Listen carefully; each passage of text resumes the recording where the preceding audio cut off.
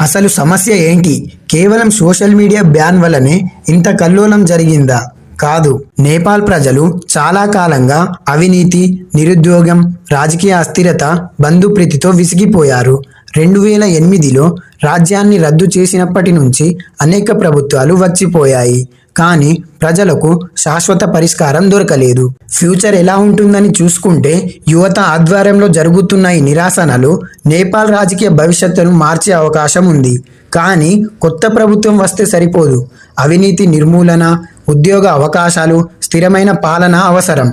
లేకపోతే ఈ నిరసనలు మళ్లీ చెలరేగే అవకాశం ఉంది. ఇది ఇప్పుడు కేవలం నేపాల్ పరిస్థితే కాదు, డెవలప్ అవుతున్న ప్రతి కంట్రీ పరిస్థితి ఇంతే. కరప్షన్, అన్ఎంప్లాయ్మెంట్ అనేది ప్రధాన సమస్యగా మారింది. మీ అభిప్రాయం ఏమిటి? నిజంగా ఈ నిరసనలు మార్పు తీసుకురాగలవా? మీ ఆలోచనలను కమెంట్స్లో పంచుకోండి. వీడియో నచ్చితే లైక్, షేర్, సబ్స్క్రైబ్